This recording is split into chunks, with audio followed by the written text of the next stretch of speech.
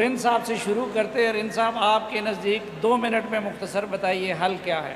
सफ़ी साहब, 70 साल के इश्यूज़ हैं और जिस तरह शोला बयानी से सना साहब ने सिचुएशन आपके सामने रखी है, 2 मिनट में तो नहीं हो सकता, लेकिन एक छोटी सी बात आपके सामने बड़े खुल के करूँगा कि हमारा एक छोटा सा मसला है कि पिछले 70 साल हमारे साथ क्या हुआ है, हम अगले 70 साल इसको गाना चाहते हैं। मेरा ख्याल ये है कि रिजॉल्व ये है कि आज से फ्यूचर की बात करें। 7th NFC अवार्ड के बाद जो पैसे मिले वो हमने कहाँ खर्च किए और मुस्तकबिल में कहाँ खर्च करने हैं। ज़हूर को आज सोचना चाहिए, शोएब को सोचना चाहिए, हमें सबको सोचना चाहिए। 18th अमेंडमेंट के बाद जो पावर सूबे को मिली, HEC इस सूबे में जिस सना जिक्र कर रहे थे कि टीचर्स की तनख्वाहें नहीं है, 20 ग्रेड का ऑफिसर एहतजाज कर रहा है, सना ने सेरेलॉन का आइन बनाने के लिए काम किया है। इसी लेजिस्लेशन के लिए सना 5 साल MPA थे बलूचिस्तान सूबाई असम्बली में। वहाँ पर कितनी लेजिस्लेशन 18th अमेंडमेंट के आफ्टर इन्होंने की। कुद्दूस बेजंजो के सबसे करीब तरीन लोगों में शामिल थे। जिन 70 लाख लोगों को निकालने की आज सना ने बात की, उसका दस्तखत करने वाला कुद्दूस बेजंजो था। तो जब आपने उसकी हुकूमत बनाई तो फिर पॉलिटिकल ओनरशिप लें सर। ये नहीं हो सकता कि हम अपनी मर्जी का आधा सच बोलें और बाकी आधा सच छुपाएं।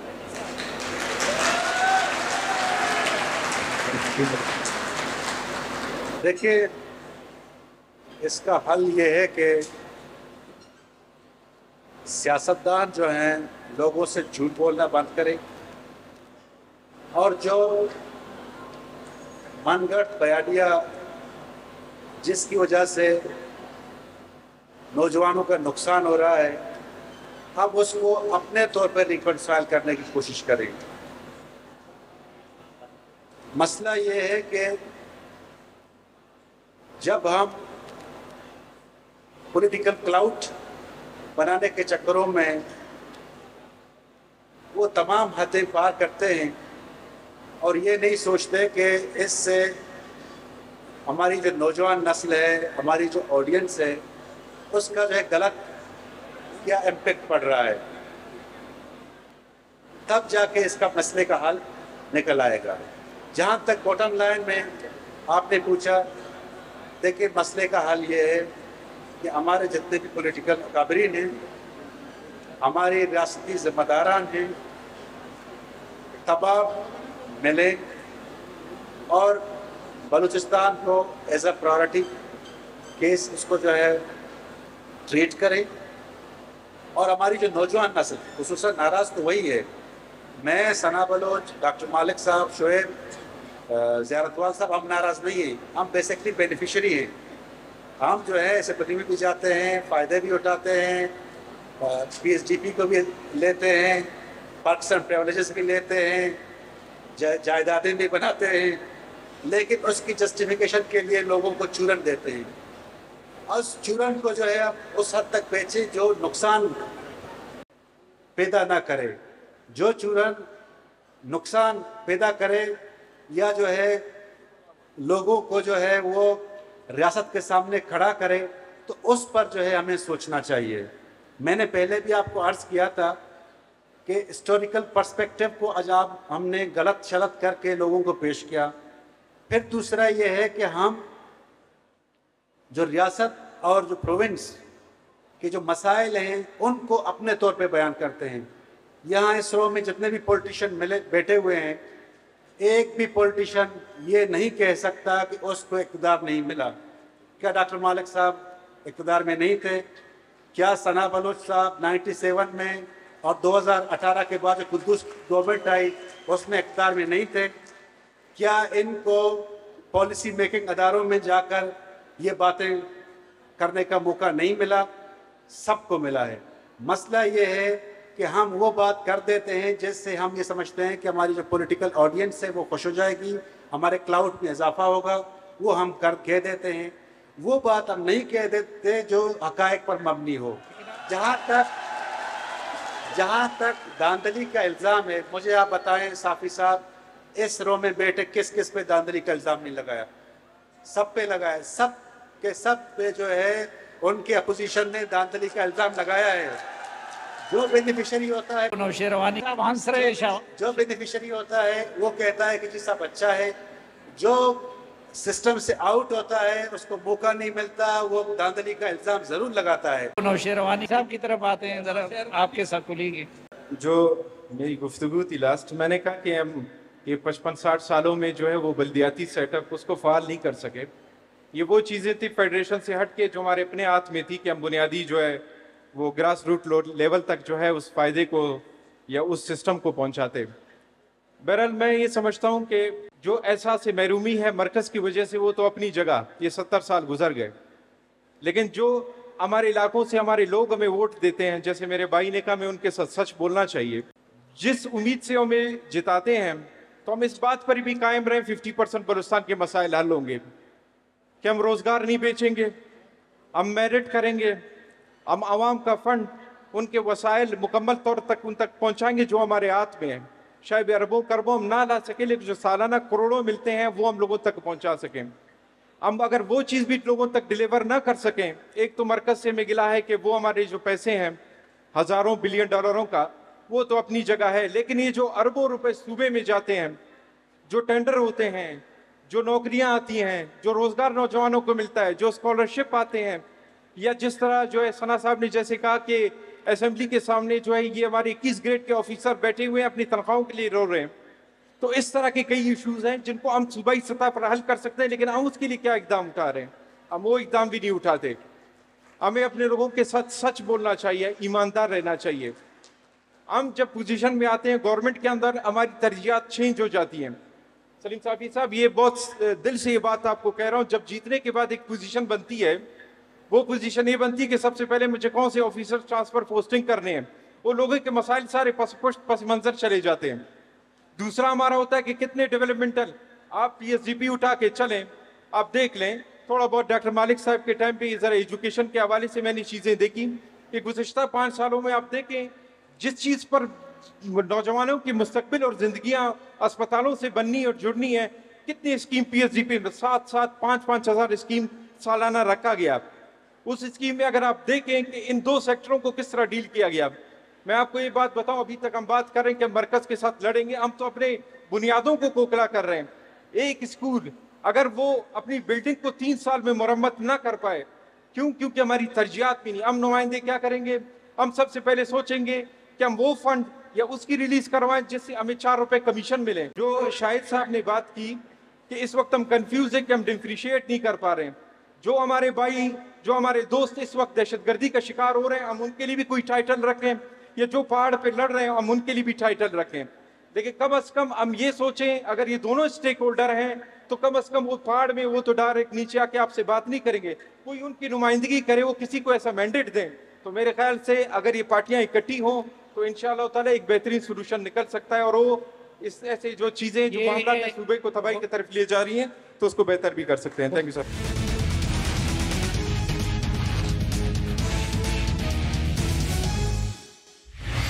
ज़ियारतवाल साहब, आप क्या हाल तजवीज़ करेंगे? साफी साहब, मेहरबानी आपकी। मैं यहाँ से शुरू करूँगा, बाकी बातें रह जाएगी। ये फेडरेशन है और फेडरेशन की इकाइयाँ, शुरू में ये इकाइयाँ कौमों की बुनियाद पे, आज ये इकाइयाँ सूबों की बुनियाद पे भी हैं, कौमों की बुनियाद पे भी है। सबसे बड़ी बात ये है कि इस फेडरेशन में जो हमें इकट्ठा किया हुआ है वो आइन है। उस आइन को पामाल किया जाता है या उस आइन पे अमल दरामद है। मेरे दोस्तों ने यहाँ गवर्नमेंट की तर्जुमानी करते हुए डाइवर्शन की है। यहाँ पे बात हो रही थी कि हमने सच बोलना है। पाकिस्तान को अगर आपने बचाना है तो सिर्फ और सिर्फ सच बचा सकता है। ऐसा पाकिस्तान, ऐसी इलेक्शन, क्या इलेक्शन होंगे और करप्शन के अलावा एक ईंट नहीं रखेगी और वफाक उसको देखता रहेगा। क्या ये वफाक, इस तरह की वफाक, इस तरह की चीज़ें, हालिया इलेक्शन, मैं आपके सामने आता हूँ, ये फेडरेशन कैसे चल सकेगा? हालिया इलेक्शन में जो करप्शन, डॉक्टर साहब ने करप्शन की बात की, जो पैसे लिए गए, ये असेंबली इसकी बात करते हो, इसके साथ बात करेंगे? ये क्या है यार? इस तरीके से हुआ करता है। 8 महीने से चमन के लोग बैठे हैं कि हमारे रोजगार नहीं है, हम फिर रोजगार के दरवाजे बंद है, और आप कहते हैं कि फलाना आदमी उससे इजाजत लेना होगा। नहीं, इस फेडरेशन को चलाना है, ये हमारी इकाई है। पश्तून बलोच की ये इकाई इस नच पे पहुंच गया है कि हमें कोई घास नहीं डालता, हम हिसाब में नहीं है, आपका खाता ही नहीं है। कौन सा हिसाब, कौन सी सीट, कौन सी असेंबली जो करोड़ों अरबों में खरीदी गई है, वो नुमाइंदे, ये क्या है यार? सोचो, मैं पाकिस्तान के लिए इस तरीके से ये नहीं होना चाहिए। जो कुछ हुआ है, जिस तरीके से हुआ है, आप माजी के इलेक्शन, फलाने के इलेक्शन, वो जिस तरीके से करते थे, इस मर्तबा तो जो बोंडा तरीका इख्तियार किया गया, सारी दुनिया हैरान है, अवाम हैरान है। सरमायाकारी कौंसिल के नाम पे हमारे मादनियात को कब्जा किया जा रहा है। नो, हमें कबूल नहीं है, कभी नहीं है। फेडरेशन को सोचना चाहिए, कोई कौंसिल हमें कबूल नहीं है। सूबाई हुकूमत है, उसका महकमा है, डिजर्व सब्जेक्ट है। हो गया जी, थैंक यू। मेरी जी सलाम बलोच साहब। थैंक यू सलीम भाई। Let's silent. अब आते हैं सोल्यूशन की तरफ।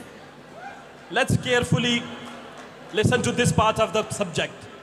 Unfortunately, I was expecting Hasan Iqbal as someone from the federal government to represent the federation. Unfortunately, Balochistan को, बलोचिस्तान वाले आपस में हमें छोड़ दिया है कि हम एक दूसरे को वो फेडरेशन का दिफा करें, हम बलोचिस्तान का दिफा करें. It's a very unfortunate situation, and I don't know how they are able to defend the federal government's policies since last 70 years. जो डिस्क्रिमिनेशन है, सिस्टमेटिक डेप्रिवेशन है बलूचिस्तान की. अब आते हैं सोल्यूशन की तरफ, and this solution is not for my brothers, they are sitting next to me. ये फेडरल गवर्नमेंट को हमने एक दफ़ा नहीं, सलीम साफ़ी साहब आपने इस पर लिखा है, हम सब ने इस पर लिखा है, बोला है, सब्सटेंटिव संजीदा डिस्कशन इस पर हुई है. देखें, पाकिस्तान का जो आइन 1973 का बना, उसके बाद 18 अमेंडमेंट, कोई 100 के करीब अमेंडमेंट्स इसमें हुई. बदकिस्मती से कॉन्स्टिट्यूशन खुद जो है वो कागज़ है, इसमें कोई शक नहीं, लेकिन इसका एक मैकेनिज्म होता है इसको इम्प्लीमेंट करने का, इस पर अमल दरामद करने का. मिसाल के तौर पर 28 आर्टिकल्स हैं फंडामेंटल राइट्स के. Let's start with the fundamental rights. हम कहते हैं कि आप गैस को छोड़ें, बिजली को छोड़ें, रोजगार को छोड़ें, हमारी लैंग्वेज को छोड़ें, हमारी आइडेंटिटी के पीछे. आप फंडामेंटल राइट्स में कम से कम लोगों को जबरी लापता करने वाला एक आर्टिकल है, कम से कम उस पर तो अमल दरामद करें ना. Let's start with the rest of the constitution articles. Constitution के अंदर एक एरिया है जो शुरू होता है आर्टिकल 150 के बाद, particularly 153, 154, 155, 156, it goes up to 160. आप जरूर पढ़ें. आप लोगों को अगर कॉन्स्टिट्यूशन, बिकॉज ये बला बला बला की बातें सना बलोच ने किया, फलाने ने किया, this is not politics and this is not representing your province, this is not defending your case, this is not that कि आप बलोचिस्तान. हम ये कह रहे हैं, लोग कहते हैं कि जी चूरन है. कैसर बंगाली साहब is a Karachi based author, cry for justice Balochistan, उनका पढ़ें. HDR human development report 2020, Hafeez Pasha साहब, he is a Punjabi, he has written that book जिसमें बलोचिस्तान का YDI, youth development index, child development index, और कुछ छोड़ें. I was expecting Hasan Iqbal sahab 2016 में he himself launched a report that's called multi-dimensional poverty index, जिसको 2016 में launch किया गया. उसके तहत पंजाब में गुर्बत की शरह 10% है और बलोचिस्तान में गुर्बत की शरह 80% है. एंड आई वॉज एक्सपेक्टिंग कि जब वो बैठेंगे तो हम उनको कहेंगे कि ये क्यों है, ये किसी कुरान में नहीं है, किसी सहीफे में नहीं है, किसी किताब में नहीं है, किसी हदीस में नहीं है, ये सिस्टमेटिक डिस्क्रिमिनेशन है.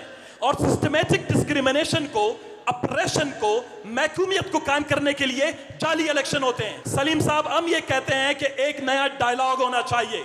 बलोचिस्तान इस वक्त इबनॉर्मल सिचुएशन में है. बलोचिस्तान के अंदर बहुत बड़ा तनाज़ा है. Let's have a national discussion, national debate, national dialogue. ये अभी जो पाकिस्तान तहरीक तहफ़्फ़ुज़ आईन पाकिस्तान जो लॉन्च किया है PTI, हम सब उसका हिस्सा हैं, उसका मकसद यही है, इट्स नॉट अबाउट इलेक्शन। हमें नहीं चाहिए नशिस्तें, हमें हमारे लोगों को गैस चाहिए, बिजली चाहिए, इज्जत नफ्स चाहिए, जेलों से वापसी चाहिए, माशरे में यकसा मुकाम चाहिए। दैट इज फेडरेशन, जो बलोचिस्तान को यकसा। तो दैट, सो सलीम साहब आपके तवज्जुह से we would like to invite them for a substantive dialogue Balochistan और फेडरेशन का, ताकि ये मसाइल लो। Thank you very much. वक्त हमारा ख़त्म हुआ है, लेकिन हमारे इस महफिल के जो सीनियर तरीन और तजुर्बाकार सियासतदान मैं कहता हूँ उनकी गुफ्तगू से हम इस प्रोग्राम का इख्तिताम करें। मैं वे फॉरवर्ड को एक शायरी के अंदाज में बयान करूँगा कि बदलना है तो रिंदों से कहो अपना चलन बदलें, फ़कत साकी बदलने से मैखाने न बदलेंगे। 1973 में एक मुआहदा हुआ था, उस मुआहदा को हम समझते हैं, मैं 18वीं तरमीम में था, मैंने 73 के कॉन्स्टिट्यूशन को बड़े गौर से देखा। जब तक हम इस आइन को उसकी रूह के मुताबिक इम्प्लीमेंट नहीं करेंगे और हर अदारा अपने दायरा कार में नहीं रहेगा, हमारे लिए बहुत मुश्किलात हैं। बाकी मैं सिंपली ये कहता हूँ कि हमें फिर एक दफ़ा वोट के हक़ के लिए जद्दोजहद करना है, और इस दफ़ा तो बलूचिस्तान में इलेक्शन नहीं हुए थे बल्कि एक्शन हुए थे। यहाँ पे मैं आज भी समझता हूँ कि बलूचिस्तान का, पाकिस्तान का हल एक जमहूरी सियासत में है, एक जमहूरी पाकिस्तान में है, और अगर 1973 के कॉन्स्टिट्यूशन को नहीं माना गया तो फिर हम मजबूर हैं एक न्यू सोशल कॉन्ट्रैक्ट की बात करें। आपका शुक्रिया।